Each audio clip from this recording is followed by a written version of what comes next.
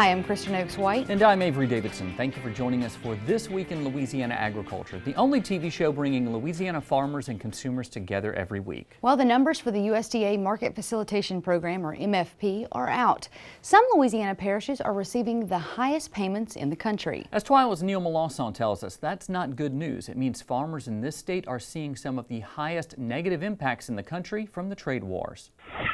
Football season is almost on us, and with his purple and gold farm shed, Russ Ratcliffe has been ready. His cotton crop is about ready too here in Tensaw Parish, where these pretty flowers bloom over plants with lots of bolls. Very optimistic as far as our yield potential goes right now, especially in cotton.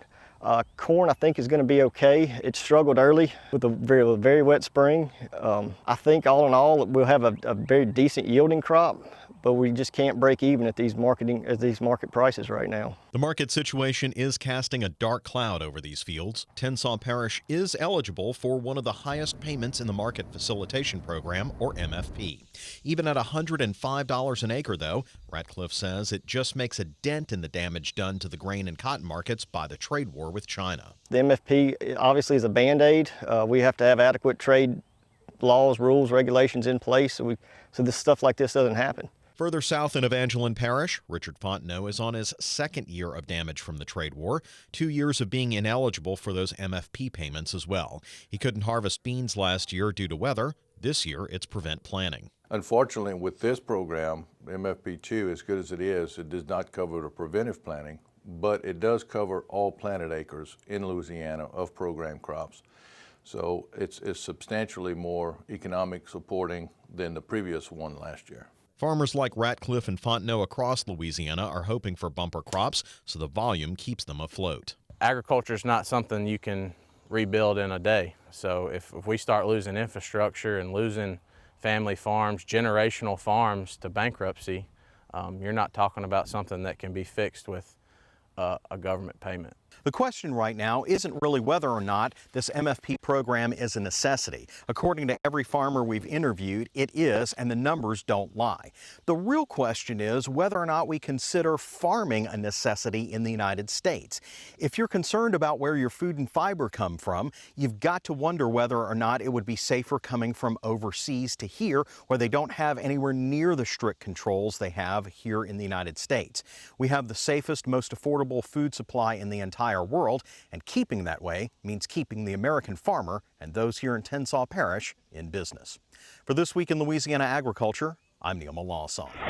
East Carroll Parish led the state in payments, eligible for $106 per acre. That's no surprise, as some counties nearby in the Delta that are in Mississippi are some of the most severely impacted. The payments can't come soon enough, as the Trump administration announced tariffs on more Chinese imports earlier this month. Experts fear there could be no resolution anytime soon to this trade war. Well, according to the USDA's latest crop report, rice harvest is nearing the halfway mark. As of August 11th, 38% of the crop had been harvested. However, yields are below average for many farmers in South Louisiana so far. But as Twila's Carl Wiggers shows us, those yields are much better than farmers expected when Hurricane Barry threatened double-digit rainfall on their rice crop. There was some talk about some 25-inch rain totals. That's what Crowley rice farmer Alan Lawson was preparing for. And with a ripe crop, you're going to have water back up on it, you're going to have wind blow it down, it's going to sprout. It's just, that could have been just a total disaster. He knows this because that's what happened on this farm in 2016. This time he received only 3 inches of rain and some heavy winds. LSU Ag Center rice specialist Dustin Harrell says Hurricane Barry hit the South Louisiana rice crop at a critical stage in its growth. So anytime that flower is open and you have wind and rain, it can disrupt pollination and cause that grain to blank. I think that there was a percentage of our rice that was at that stage that probably had an overall negative effect on our yield. Lawson is harvesting his rice crop just north of Crowley. He's disappointed in the yields that he's getting, but he feels blessed to have the crop that he has. We really are very fortunate that we didn't get what we could have gotten out of that hurricane. Harrell says the low yields in the early days of harvest likely indicate a below-average crop. However, that same trend could mean a slightly better ratoon or second crop. Paired with the hot, dry weather Lawson is harvesting in right now, That is welcome good news. These fields are drying now, which allows us to manipulate the stubble and not make a lot of ruts out here, and so we can make a good ratoon crop. We often see is if our yields are a little bit lower in the main crop, the ratoon yields will be a little bit better. So that bodes well for our ratoon crop going into the ratoon season this year. However, we never expect the ratoon yield to make up for lost yields in the main crop. It's not going to make up that much. Lawson says the wet spring means that acreage is down. According to the USDA, Louisiana rice acres are down about 20,000 acres, and rice acreage nationwide is down by 200,000 acres. Fewer acres could mean a rise in the prices that farmers like Lawson get for this crop at market. And you guys, we can't replace a bad crop, but a bump in the prices can go a long ways. We talked about it with MFP, how that can just kind of help get that farmer to the next year, and that can be the same. That can be true for these farmers in rice as well. Well, what's tough about rice is they don't have a whole lot of control over their own market, because on the world scale, the United States doesn't grow a huge amount of rice when you compare it to what they grow over in Asia. So the prices are often set by the world market. What really helps our folks here in Louisiana is when they can get that ratoon crop. That's right, and that's something Alan and I talked about actually in the field is, you know, if they can get their crops cleanly harvested by about mid-August, they can really be able to get a good ratoon, hopefully. And they're actually, Harold mentioned this as well, but they're actually thinking that we should have a pretty good ratoon, assuming weather kind of holds as it is right now, hot and dry. That should give good, clean field conditions for them to get in there and get that second crop to make up for a little bit of a down first crop. Well, farmers are always optimistic. Thank you very much, Carl Wiggers. Well, if you're in the rice industry, chances are you've received a little piece of mail with some legal language on it concerning a lawsuit. Louisiana rice growers, landowners, and stakeholders have received notices informing them that they are automatically participants in a class action lawsuit against the Louisiana Department of Agriculture and Forestry and the state's Rice Research and Promotion Boards.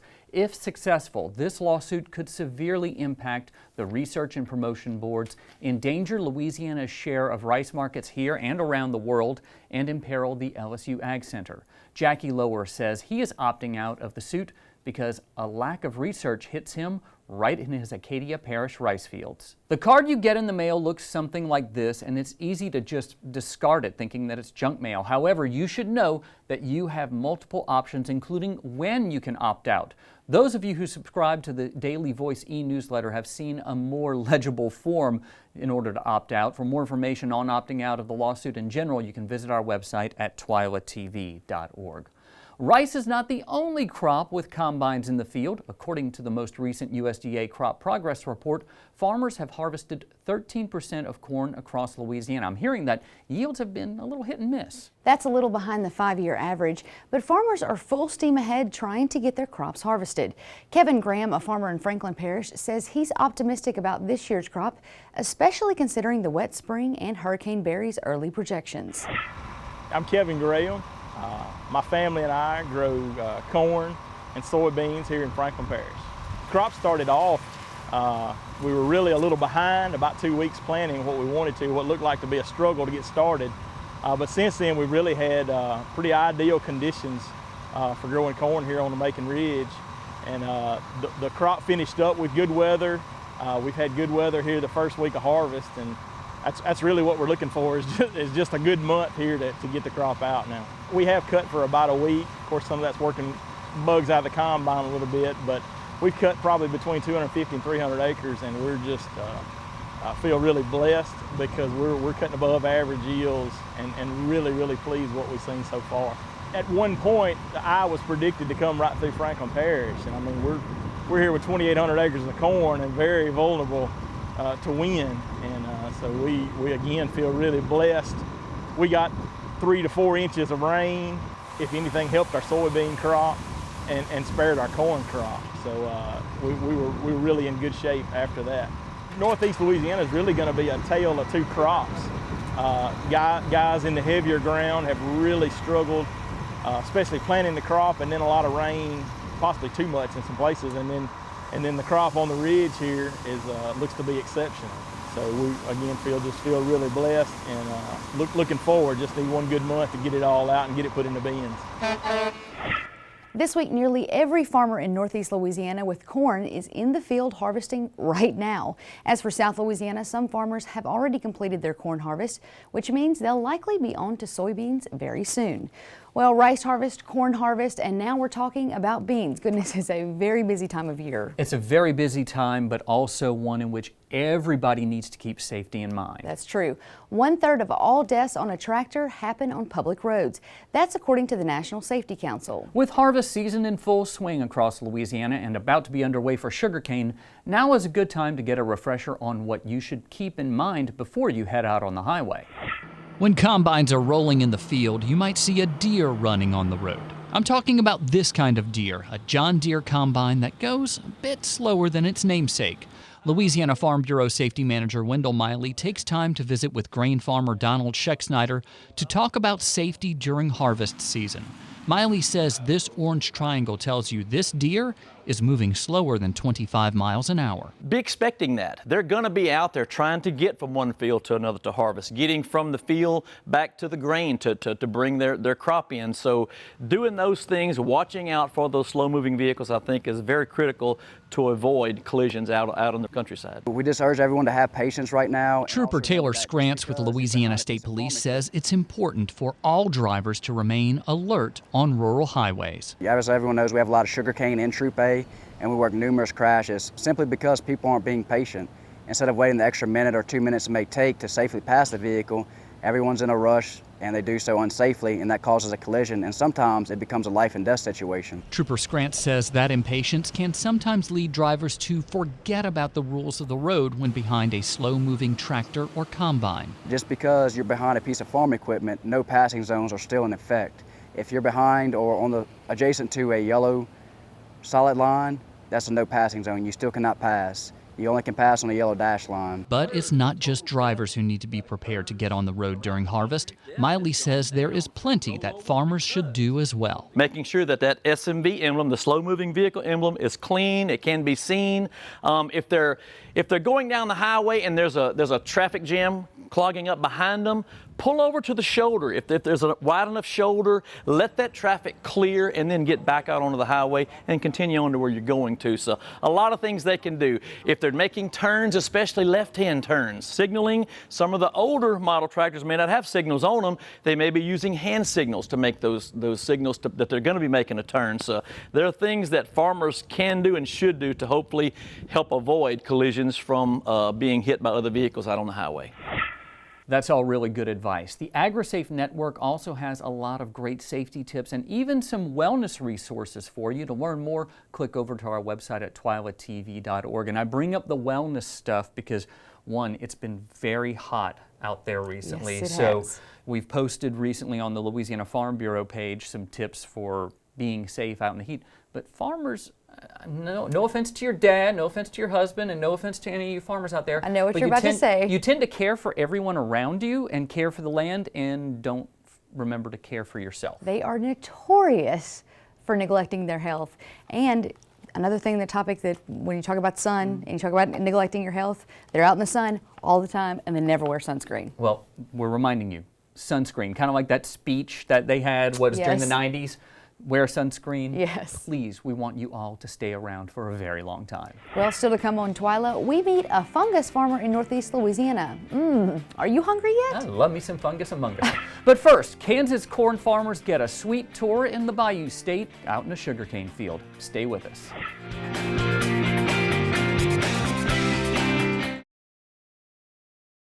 I now hope they're fighting today. I hope they are.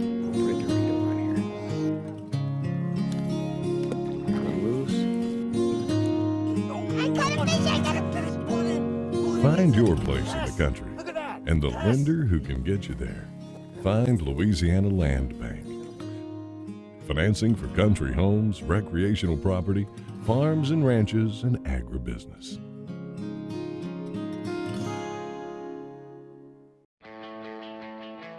Farming is my way of life. I chose this career, but farming chose me. A lot of people ask you what you do, and I tell them I'm a farmer. I'm a cattleman. I am a fisherman. I'm a scientist. I'm a steward of the land. I am a farm woman. I am Farm Bureau. I am Farm Bureau. I am Farm Bureau. I am Farm Bureau. I'm a Farm Bureau. Before you sweeten your morning joe, before the icing on the cake, before the sugar hits the shelf, it begins with a family of sugarcane farmers dedicated to growing Louisiana for more than 220 years. The Sugarcane Growers of Louisiana, making life sweeter, naturally. Sugarcane, sweet sugarcane. Louisiana oysters, salty, sweet, and delicious. But have you ever thought about what happens to all those oyster shells? Most of them end up in trash cans and landfills. The Coalition to Restore Coastal Louisiana is changing this with its oyster shell recycling program. And you can help by visiting these participating restaurants. It's a simple and delicious way to restore our coast. The shells will then be used to sustain and rebuild oyster reefs. Remember, once you shuck them, don't just chuck them.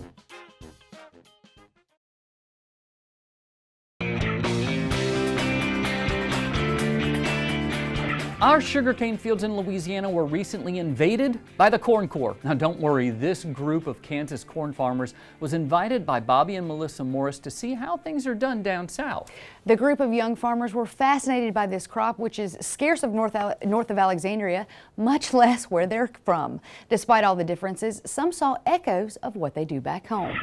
This is our third class of our Young Farmer program. We call it Corn Corps, and it was developed by the Corn Checkoff in Kansas. And we wanted to, the purpose of the trip is to bring these young farmers out to an area that's not what they think about every day. It's phenomenal.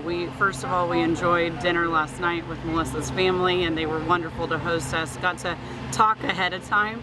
Farmers are farmers. They always want to learn. They want to know about soil type. They want to know about tillage practices, about planning. We talked a lot about handling employees. It depends on no matter where you are, they're facing the same challenges. We talked about weather, and it's great to see them as young producers and kind of what they're up against. And a lot of the same things when it comes down to it are what our farmers are up against in Kansas. You can follow along with the adventures of the Corn Corps. We'll link you to them on our website at twilatv.org. Well, there's a new farmer in Northeast Louisiana, and no, he's not tackling cotton, rice, corn, or soybeans. He's trying his hand at mushrooms. I love me some mushrooms. As Twila's Tammy Arundel reports, Mike Roberts has turned a few hundred square feet of space in West Monroe into Shroomville, USA. These are oyster mushrooms, something you may not expect to be grown in Ouachita Parish, but Mike Roberts is doing just that. Roberts has converted some warehouse space in West Monroe into growing rooms for oyster and shiitake mushrooms, something this home inspector by day never thought he'd be doing till he and his business partner were looking for options. Came up with a game plan to see what's an end product that you can bring to Northeast Louisiana using our agricultural products that people forget we are an agricultural community. So we went online and Googled all the ingredients that's grown around here and what can you do with the byproducts, and the first thing that popped up was mushrooms. And this is a mixture of hardwood sawdust and wheat bran. Roberts says the growing process is fairly simple with a starter kit. You mix your mycelium, and your mycelium are the baby mushrooms. This is an air hole that lets this breathe. Once in the bags, it's then all about temperature, humidity, and moisture, all of which Roberts can control even when he's not at the growing facility. So it lets me be able to grow mushrooms year-round because we are in the South. You can't do that up north in Oregon or Seattle, Washington. It takes 9 months to get one crop up there. But here in Louisiana, we can get a crop every month. It's great here. I like this. And that makes Tommy Goldman at the farmers market at 7th Square in West Monroe very happy. Goldman is thrilled to have another locally grown product to add to his vast stash of veggies and fruits. For example, these mushrooms that Mike brought in today that I just purchased, Mike probably picked or pulled wherever he processed and puts them in these containers and brought them to me this morning, and you can eat them for supper tonight.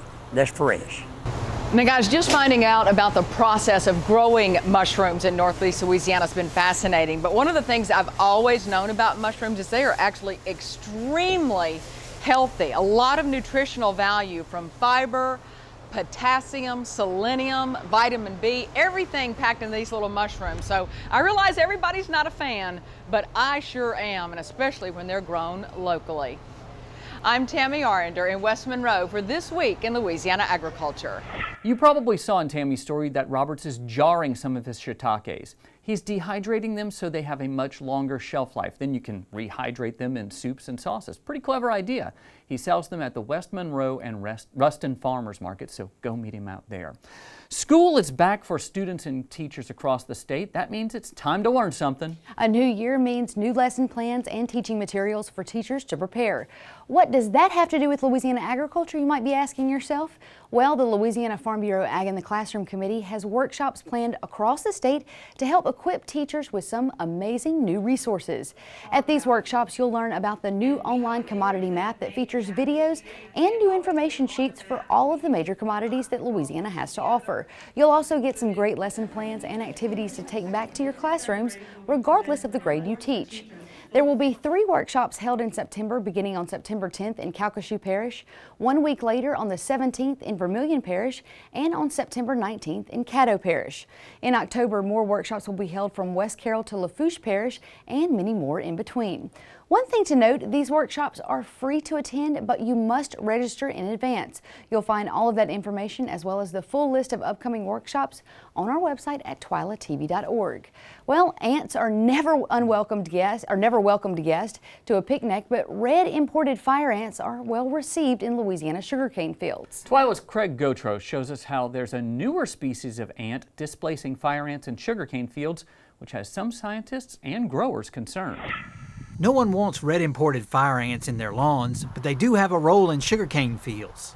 Fire ants are considered one of our most effective predators of the main pest of sugarcane, the sugarcane borer. And preserving those fire ants within fields is considered an effective biological control strategy. But a new arrival to the cane fields is threatening the fire ant's role in insect control. The tawny crazy ant is displacing fire ants in some locations. And these ants have a unique defense against fire ants, an enzyme that makes the fire ants' hurtful stings virtually harmless. So whenever they battle with these ants, they get stung and they're able to detoxify that venom and continue fighting and overwhelm the fire ants with their sheer numbers. The sugarcane borer can cause a major reduction in sugarcane yields if it is not managed effectively. Fire ants help control the borer, but the verdict is out on whether the crazy ant can provide the same level of control. Early indications suggest that they are also predators of the sugarcane borer, but we don't know if they're going to be as effective as the fire ants. And they run around like they are crazy. Their foraging behavior is much different than fire ants. It's very erratic, ants moving in all directions and moving very fast. While these ants do not bite or sting, they are still a pest and an uninvited guest to your home. They have great pest potential as structural pests and urban pests, building into huge numbers and clogging up things like electrical boxes, and they'll even infest vehicles. Right now, Wilson is examining the influence the crazy ants have on the sugarcane ecosystem. Tawny crazy ants have been found throughout the southeast from Texas to Florida, and like the imported fire ant, are native to Argentina. Still to come on Twila, what do baseball fields and pigs have in common? We'll show you a modern-day field of dreams in our Twila Boost. Stay with us.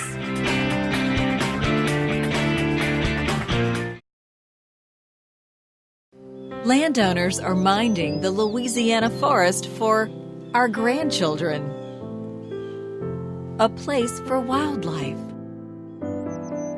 recreation, lumber for homes. It's the right thing to do. Forestry, covering half our state, all of our hearts.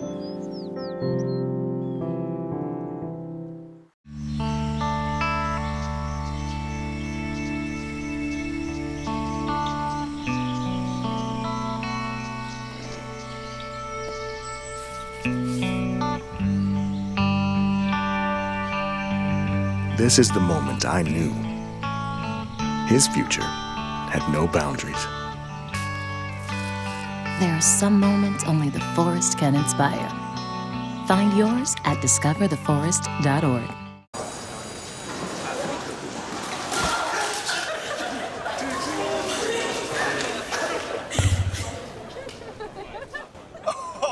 That's low, that's low. That's low and below. Look, he's blushing. Seriously.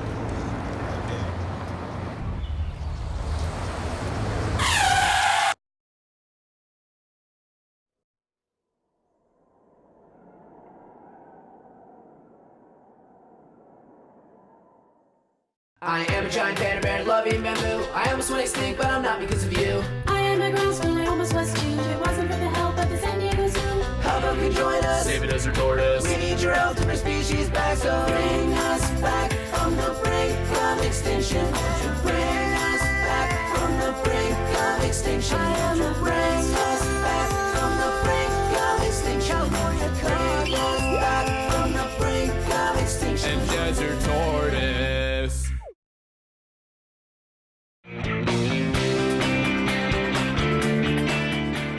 After a week of bleak news across the nation, we found a story we can all feel good watching. Pork farmers Aaron and Tim Brenneman wanted to share their love of baseball and farming with their community in southeast Iowa. So the Brennemans built Pig Pen Park, a community baseball facility located in the heart of their cornfield and their pig farm.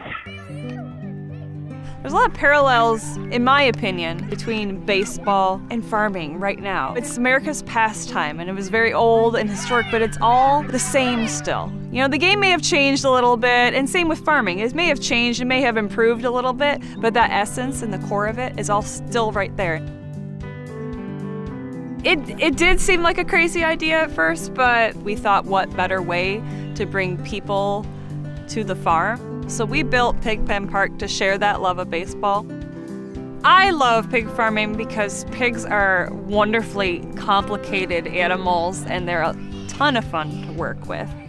Coming from the city to the farm, there's lots of notions about the farm, right? The part that was really exciting to me about Pig Pen Park is being able to bring people out to the farm that may have not otherwise come. And you can come here and watch a game of baseball, but you can also look in every direction and you can see parts of our farm come together. You know, we have nurseries, you have the sow farm where all the pigs are born, and then surrounded by you, of course, is the iconic fields of corn. In the middle of all of that is our home. And I think that was really important for me to show. Now, it may be a little hot to do that in Louisiana right now, but that sure does look like fun, and we'd like to thank the National Pork Council for providing that video for us. That does it for this edition of Twila. Be sure to join us next week when I'll be in the garden for Blooming on the Bayou. It's a little hot for that too. Until then, you can watch all of our stories online at twilatv.org. Be sure to like us on Facebook, follow us on Twitter and Instagram, and subscribe to our YouTube channel.